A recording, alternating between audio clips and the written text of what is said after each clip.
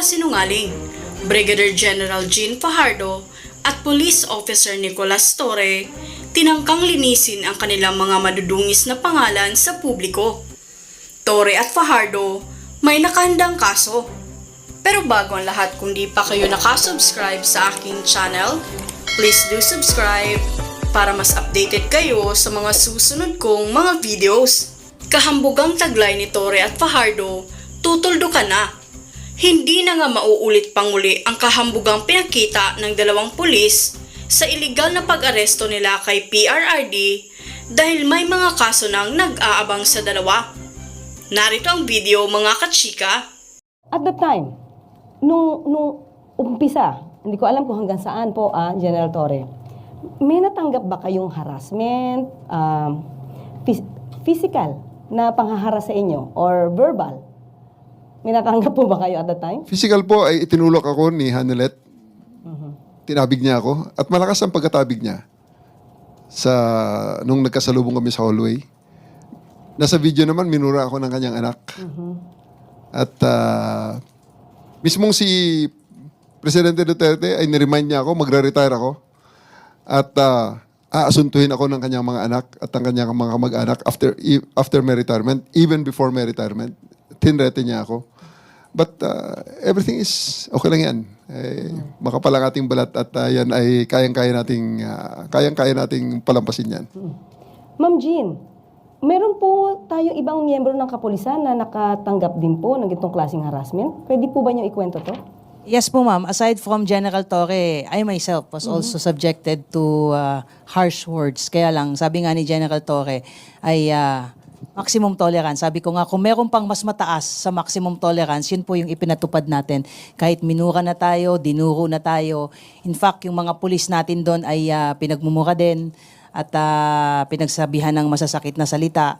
At si Miss Hanilet po ma'am ay pinukpok pa po sa ulo yung isang pulis natin na nag-sustain po ito ng napakalaking bukol po sa kanyang noo po at dinala po sa ospital. Pero in spite of that ma'am, wala pa rin pong nag-harm sa kanila, wala pong nanakit sa mga pulis natin at hinayaan po na ganun yung mga panililita po nila at action po nila sa atin. Mapapakita ba natin yung video? Pwede po nating mapakita para mapanood po nating lahat? Ma'am Jean, pakidescribe niyo nga po yan. Yan po ma'am yung picture po. Binlur lang po natin ng konti po yung mukha po ng ating babaeng pulis na taga-SAF. Sila po kasi ma'am yung umalalay po doon po kay Miss Hanilet at saka sa kanyang anak po para itabi po sila pansamantala. Ayan po yung napakalaki pong bukol at meron po dyan na video po na talagang nakita po doon at na-captured po na pinukpok po ng cellphone po ni Miss Hanilet yung ating pulis po. Sa ulo po yan, hindi pa, pina-CT scan po ba yan? Kasi ulo po yan. Dinala po ma'am, ayan po, yung video po, yun kitang-kita po kung paano po niya hinampas po.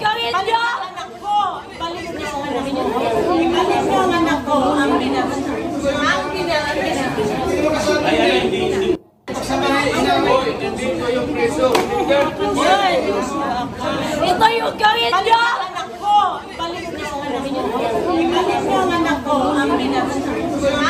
Kita po nyo dyan ma'am sa video is tinatabi po sila. Kasi po ang haba na po ng panahon na ibinigay sa kanila and it has come to a point po na nagdesisyon po si General Torre na it has to stop. Kailangan na po nating kompletuhin po yung proseso. Kaya ang ginawa po ng mga pulis po natin, itinabi po si Miss Hanilet at saka yung anak po niya para makuha na po natin si dating Pangulo po at madala po sa bus po. Pero nakikita po natin doon sa video, parang moving forward. Itong si Kitty, yung anak. Saan siya papunta nun? Parang pumipilit siyang pumunta paabante. Saan po siya papunta niya?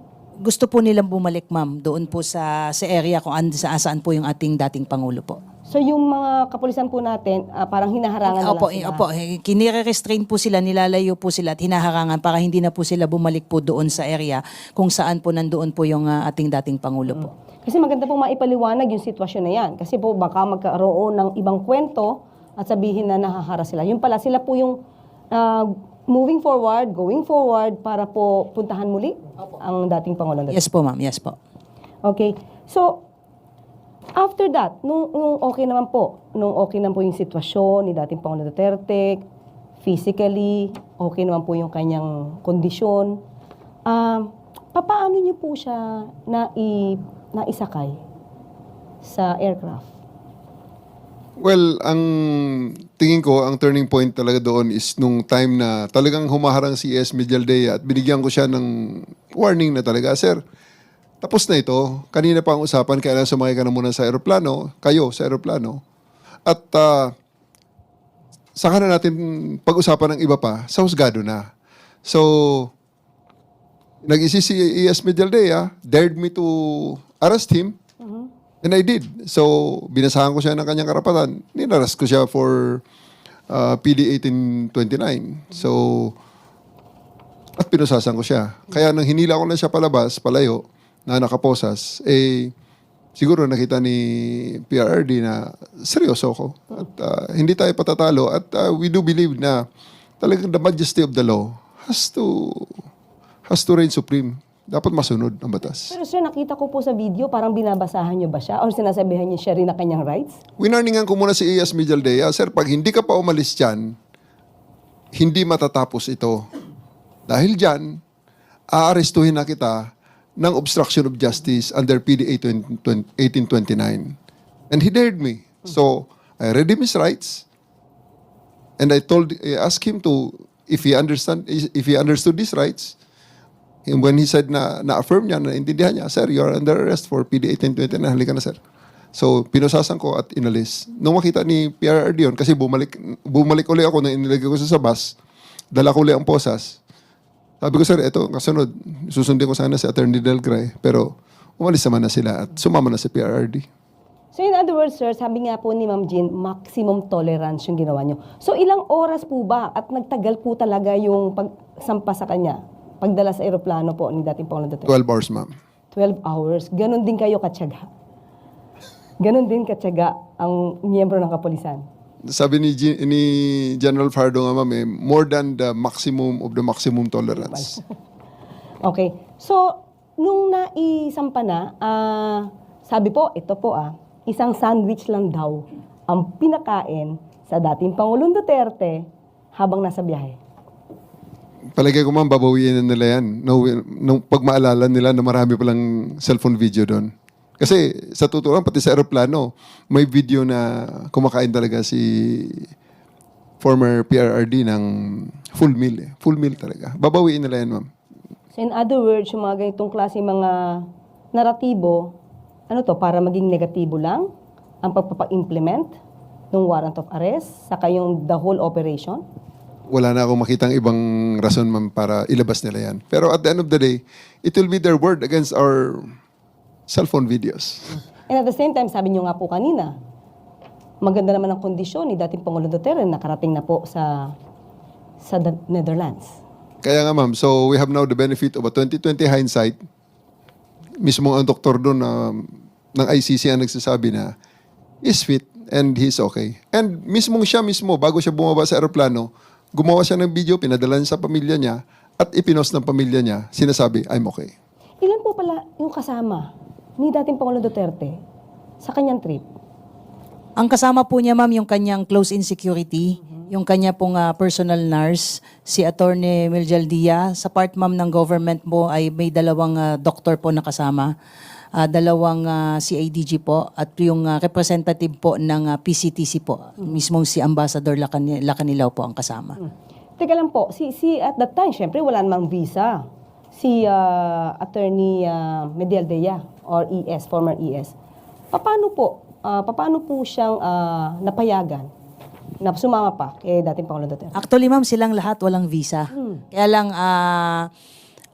tumulong po, ma'am, yung Philippine Embassy po natin sa Netherlands para i-process po yung mga karampatang visa, pati po yung kanilang mga appropriate clothings po ay pinobide po ng Philippine Embassy dahil malamig po doon. So pagdating po nila doon, inasikaso po kaagad sila ng kanilang pangangailangan po, including po yung pag-process po ng mga temporary visa po nila. Yung Philippine Embassy po ang natin ang tumulong doon.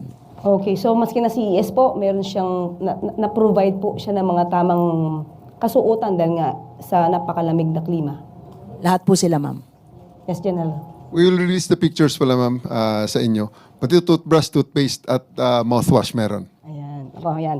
So, wag po tayo maniwala doon sa mga sinasabi na na-deprive po ang dating Pangulong Duterte ng kanyang mga karapatan dahil ang bansa mismo, ang gobyerno po natin ay tumulong po sa kanila.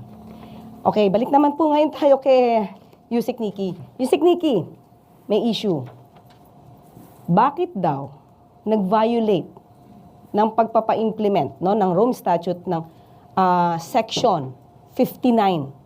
Paki-explain nga po sa taong bayan, ano ba itong sinasabi nilang Section 59 ng Rome Statute?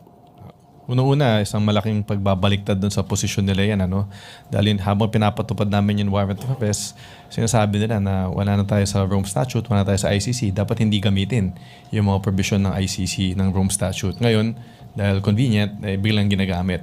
Pero sa amin naman, may nakalagay dun sa Article 59 na dapat may competent authority, competent judicial authority na magsasabi na magpapatunay na yung warrant, subject ng warrant of arrest ay CPRRD. Pangalawa na yung dumaan sa proseso, yung pagpatupad ng warrant of arrest sa kanya. At pangatlo, na ginalang lahat ng mga karapatan niya habang pinapatupad yung warrant of arrest. Ang nagsilbi bilang competent authority dito ay kami, ang Department of Justice. At in fact, yung Prosecutor General natin, napirmahan na niya yung certification at pinadala na natin sa ICC dahil ito ay isa sa kanilang mga requirements bago ma-turn over si PRRD sa kanila. Sa atin, may masama ba na ang DOJ ang nagsilbi bilang competent judicial authority? Walang masama doon. Kasi unang-una, ang DOJ ay may quasi-judicial functions naman yan. At isa sa mga quasi-judicial functions ng DOJ ay sabihin, ay i-determine na kung isang arrest ay valid. Magandang halimbawa dyan ay tuwing kami nagko-conduct ng mga inquest, tuwing nagko-conduct ng inquest sa mga fiscal natin, ang unang-unang ginagawa nila bago pa pagpasya kung ipapasagutin yung respondent, ay alamin muna kung valid yung pag-implement ng warrantless arrest. So ito, walang bago dito. Ginagawa talaga ng mga fiscal natin to na sabihin kung tama ang pag-implement ng isang arrest sa tao. So, anong ginamit? Okay, sabi nga natin, hindi na tayo yung miyembro ng Rome Statute. Ano po, in particular, yung ginamit natin na batas para po maging legal po ang pagsisilbi po ng warrant of arrest kay dating Pangulong Duterte? Bukod dun sa ating pagiging member ng Interpol, na yun yung kumbaga naging entry point natin for implementing this warrant of arrest, yung isang batas na ginagamit natin ay yung Republic Act 9851. Ito yung act that punishes crimes against international humanitarian law. Kung titingnan nyo tong batas na to, halos katumbas ito ng Rome Statute. Yung mga krimen na pinaparusahan sa batas na to ay yung mga krimen din na pinaparusahan sa Rome Statute. Halimbawa, yung war crimes, yung genocide, at yung crimes against humanity. Tapos kung titingnan nyo itong batas na to, may portion doon na nakalagay na ang Pilipinas ay may option. Pwede niyang investigahin at i-prosecute ang mga krimen dito sa IHL tulad ng crimes against humanity, or pwede niyang ipaubaya sa foreign tribunal kung may kaso na nangyayari. At kung ipapaubaya man niya sa ibang korte, ang pwede niyang gawin ay pwede niyang i-deliver or i-surrender yung akusado dun sa korte na yun. At yun ang ginawa natin dito. Pero sabi niyo nga po, para hindi magkaroon ng question, you still complied. Although hindi tayo dapat nagko-comply kasi hindi tayo miyembro. Hindi na dapat. Still complied too, para magkaroon ng substantial compliance. Kasi procedure na lang yan. Hindi na yan substantive issue, it's a procedural issue na kung papatanggapin ng ICC, CPRRD, kailangan may competent judicial authority na magpatunay na nasundan yung mga tatlong gusto nila. At kami, ang DOJ, kami ang nagsilbing bilang competent judicial authority. Ayan. So maliwanag na po kasi nagkakaroon po ng issue, dapat daw po ay ma-consider na illegal yung pagsisilbi ng warrant of arrest dahil hindi nga daw po nag-comply dun sa Rome Statute na Section 59. Pero pinaliwanag nga po ni Yusek Nikki na may substantial compliance and at the same time, ang ginamit po nating batas ay ang RA 9851. Okay? So, may mga katanungan pa rin po sa inyo. O nang una, okay? Mula kay Ivan Alvarez ng UNTV. Yung umiikot sa social media na bagsak ang moral ng mga polis. General Torre, totoo po ba to? I would refer you to Jean. Ipasa kita kay Jean kasi siya talaga ang kasama ng mga sinasabi lang umiyak na pulis. Ayan. Yung kumakalat na sinasabing sympathetic, yung mga pulis natin umiiyak during the implementation po ng warrant of arrest. Hindi po totoo yun. Kung kayo po ay nakapasok po doon sa holding area, ay maliit lang po yun. At sa dami ng entourage nila, sa dami ng mga pulis nating na nandoon, napakainit po nung suot po ng mga staff natin. Naka-camouflage po yun, nakasombrero. Kahit kami rin po ay basang-basa po ng pawis. So may nakita po, na-captured po doon na parang nagpunas po at nakayuko po. Ang sinasabi po nila ay umiiyak po yung pulis. Hindi po totoo yun. At ang sinasabi nilang mababa po yung moral ng pulis. Hindi rin po totoo yun. At sa mga lumalabas na mga video, ang pakiusap po natin, huwag po tayong basta-basta maniwala. Ang PNP po ay nakafocus po sa pagpapatupad po ng aming mandato. Saka parang bakit naman babagsak ang moral? Considering na naging successful naman din po yung inyong pagpapa-implement ng rule of law. At walang naging madugong pangyayari sa nasabing pag-serve ng warrant of arrest. Tama po ma'am, sabi nga natin, professional ang ating mga kapulisan. Alam nila na nandun tayo para magpatupad ng ating mandato. At yun ang ginawa natin, sabi nga natin, mission accomplished, kaya mataas ang moral ng pulis natin. Okay. From Christian Yosores, Radyo 630. On whereabouts ni Senator Bato de la Rosa and police preparation in any eventuality if may ilalabas ding warrant of arrest kay Senator Bato. Yusek, Ano naman, nasaan daw ba si Senator Bato? parang nagparamdaman. Nakita ko naman may social media post siya na sinasabi niya di siya nagtatago. At ano naman, hintayin na rin natin kung sakaling lumabas man. Ayoko naman pangunahan natin yung ICC, no? Pero meron na tayong modelo, no? Upang kung paano natin ipapatupad yung warrant of arrest laban sa kung sino man akusado po doon na magkakaroon ng warrant of arrest. Pero parang pinahayag rin niya na willing naman yata siya sumama kay dating Pangulong Duterte. Okay, ito po ang tanong.